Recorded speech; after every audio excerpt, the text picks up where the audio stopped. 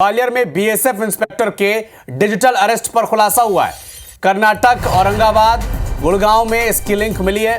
3 banks के 4 account में 75% रुपए मिले हैं।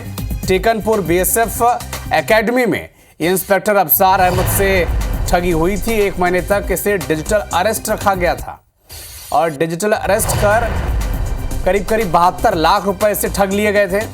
जिन बैंक खातों में ठगी के चलते ट्रांजैक्शन हुए हैं इन पैसों के, उनमें 2 बैंक अकाउंट हैं।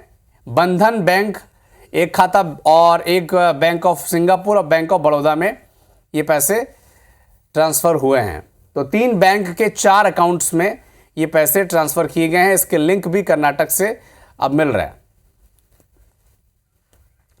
अधिक जानकारी के लिए हमारे सहयोगी नासिर गौरी ग्वालियर से हमारे साथ लाइव जुड़ चुके हैं। नासिर, बताएं इस मामले में और क्या क्या कनेक्शन सामने आए हैं? देखिए, चूंकि हाई प्रोफाइल मामला है और ग्वालियर चंबल संभाग का सबसे बड़ा मामला है कि 1 महीने तक किसी व्यक्ति को डिजिटल अरेस्ट करके रखा गया और उससे 72 लाख रुपए से ज्यादा की रकम ऐड की गई हो।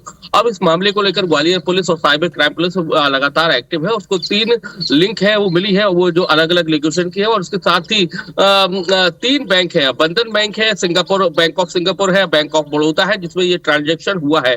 तो इसमें 75% से ज्यादा जो राशि है वो ट्रांसफर की गई है। लेकिन सबसे हैरानी की बात यह है कि लगातार डिजिटल अरेस्ट को लेकर चाहे पुलिस हो, प्रशासन हो, चाहे सरकार, खुद मुख्यमंत्री मध्य प्रदेश के उन लोगों को आगाह कर रहे हैं कि आप इससे बचे। लेकिन उसके बावजूद भी आप देखेंगे कि जो बड़े लोग हैं, जो पढ़े लिखे लोग हैं, वो सब शिकार हो रहे हैं। जैसा कि जो केस है, इसमें बीएसएफ के जो इंस्पेक्टर है अबसार अहमद, बीएसएफ टेकनपुर एकेडमी ग्वालियर में पदस्थ है, उनके साथ में ये ठगी हुई। इनको 1 महीने तक डिजिटल अरेस्ट करके रखा गया। उनसे कहा गया कि आपके जो बेटा है उसको मनी लॉन्ड्रिंग के केस में फंसा देंगे, जिसके बाद उन्होंने अपनी जमीन को बेचकर 72 लाख रुपए की राशि दी। तो आप समझ सकते हैं कि किस तरह से लोग इस जाल में फंस रहे हैं। लेकिन अब हालांकि जिस तरह से पुलिस एक्टिव हुई है, तो पुलिस को कई सारी चीजें हैं वो मिली है, जैसा कि गुड़गांव में और खोजे जा रहे हैं, खंगाले जा रहे हैं और लगातार ये कोशिश की जा रही है कि कैसे ये अवेयरनेस भी फैलाया जाए जनता के बीच, लोगों के बीच। आप नजर बना के रखिएगा, अपडेट आपसे आगे मिलेंगे। शुक्रिया।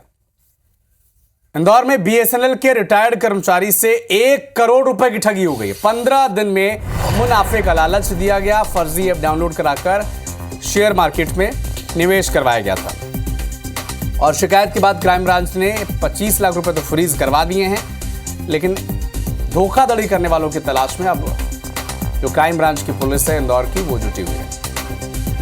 तो मुनाफा दिलाने के लालच में 1 करोड़ रुपए की ठगी एक बीएसएनएल के रिटायर्ड कर्मचारी से की गई है।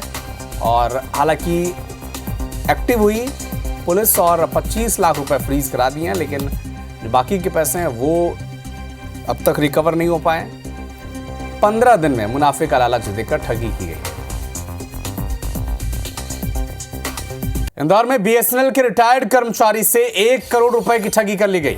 15 दिन में मुनाफे का लालच देकर इस ठगी की वारदात को अंजाम दिया गया और फर्जी ऐप डाउनलोड करवाकर शेयर मार्केट में निवेश करवाया गया था।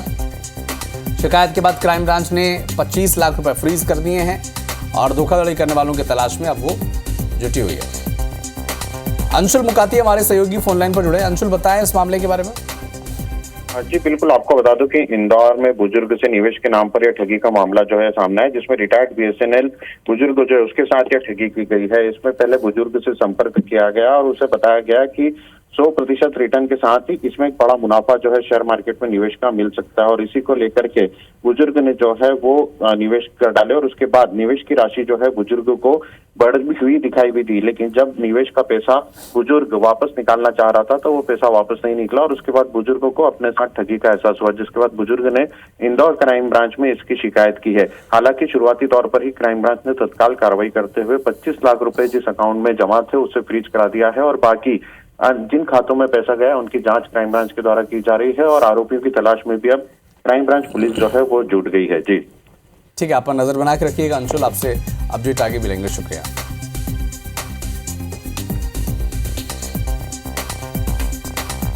चार अकाउंट्स में 75% रुपए पहुंचे। टेकनपुर बीएसएफ एकेडमी में पदस्थ इंस्पेक्टर अबसार अहमद से ठगी हुई थी। 1 महीने तक उन्हें डिजिटल अरेस्ट रखा गया था और लगभग 72 लाख रुपए उनसे ठग लिए गए। इन बैंक खातों को ठगी हुई है, ट्रांजैक्शन जहां से हुआ है, उनमें से 2 अकाउंट बंधन बैंक के हैं, एक खाता बैंक ऑफ सिंगापुर और एक बैंक ऑफ बड़ौदा का है।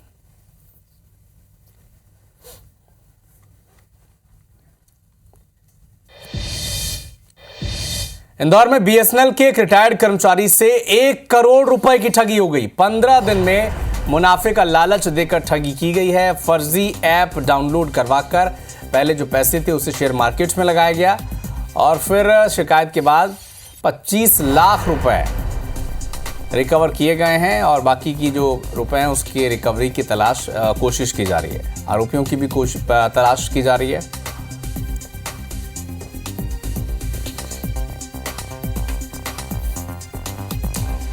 रिटायर्ड कर्मचारी से 1 करोड़ रुपए की ठगी। 15 दिन में रुपये डबल करने का, मुनाफा देने का जो झांसा है वो दिया गया इसे और करीब 25 लाख रुपए रिकवर हुए हैं। 4 बैंक अकाउंट इसके जो थे वहां से ट्रांजैक्शन हुए हैं और 15 दिन में मुनाफे का लालच देकर ठगी की गई। बाकायदा ऐप डाउनलोड करवाया गया, शेयर मार्केट में निवेश कराया गया, इन्वेस्टमेंट कराया गया और फ्रीज हो गए हैं 25 लाख रुपए। 25 लाख रुपए तो बच गए हैं, लेकिन जो बाकी के 75 लाख रुपए हैं उन्हें कैसे रिकवर किया जाए इसकी कोशिश की जा रही है। तो हमारे 2 सहयोगी हमारे साथ जुड़े हुए हैं। नासिर गौरी ग्वालियर से हमारे साथ जुड़े हैं, अंशुल मुकाती इंदौर से जुड़े हैं। नासिर, बताएं अभी क्या अपडेट है इस मामले पर?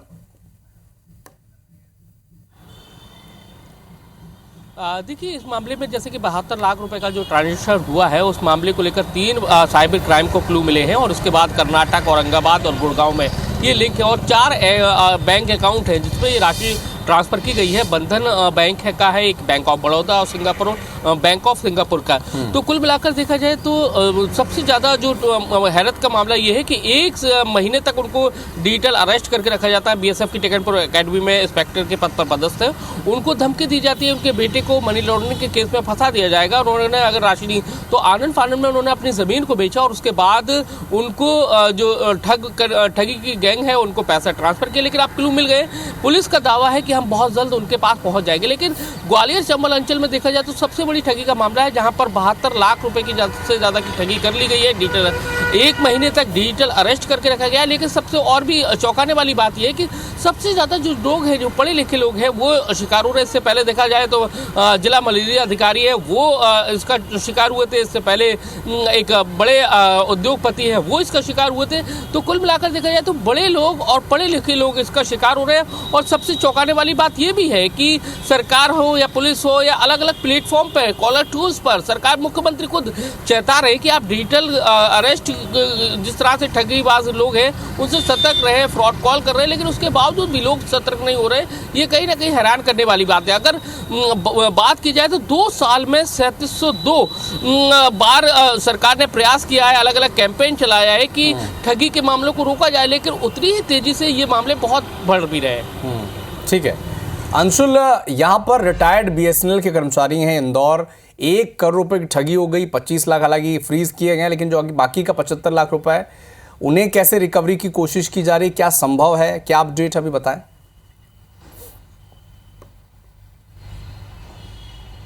हाँ जी, बिल्कुल आपको बता दूं कि सबसे बड़ी बात इसमें ये रही कि जैसे ही ठगी की वारदात होती है वैसे ही कर्मचारी जो है क्राइम ब्रांच पुलिस को सूचना देते हैं और उसके बाद ठगी की शिकायत जो दर्ज की जाती है। प्राथमिकी जल्दी से सूचना देने का ही ये फायदा रहता है कि जिस अकाउंट में पैसे गए थे उनमें से एक अकाउंट में 25 लाख रुपए पाए गए थे और उसी को तत्काल जो है क्राइम ब्रांच के द्वारा फ्रीज करा दिया जाता है। हालांकि अभी भी पुलिस के सामने एक बड़ी चुनौती है क्योंकि बाकी का रुपया जो है वो अलग अलग खातों में होते हुए लगातार जो है ट्रांसफर हो रहा है और इसी के चलते पुलिस के सामने भी सबसे बड़ी चुनौती रहती है कि जो रुपया है उसे कैसे रिकवर किया जा सके। हालांकि क्राइम ब्रांच पुलिस का साफ कहना है कि केस दर्ज करने के बाद अब पुलिस जो इस पूरे मामले की जांच में जुट गई है। जब कर्मचारी जो है उसने शिकायत में भी ये बताया है कि पुलिस को जब उसके पास एक फोन आता है उसमें शेयर मार्केट में मुनाफे की बात कही जाती है और कहा जाता है कि 15 दिन में 100% मुनाफा जो है वह होगा और उसके बाद उसे कुछ व्हाट्सएप ग्रुपों में जोड़ा जाता है जहां पर कि नए लोगों के जुड़ने पर उन्हें मुनाफे की बात जो है वह बार बार दिखाई जाती है, जिसके बाद बुजुर्ग जो है वो भी इस पूरे मामले में शेयर मार्केट पर निवेश कर देता है और इसके बाद उसे ठगी का एहसास होता है। हालांकि पुलिस जो इस पूरे मामले में जांच में जुट गई है और बाकी की राशि रिकवरी करने के लिए जिन खातों में भी पैसा ट्रांसफर किया गया उन खातों को फ्रीज कराया जा रहा है और उन खाता जिन जिन लोगों के नाम से वो खाता था उन लोगों की तलाश पुलिस के द्वारा की जा रही है। साथ ही उन लोगों की भी तलाश अब पुलिस कर रही है जिनके द्वारा इस पूरी घटना को अंजाम दिया गया है। ठीक है अंशुल नासिर, बहुत बहुत शुक्रिया तमाम जानकारी के लिए आपका। आप नजर बना के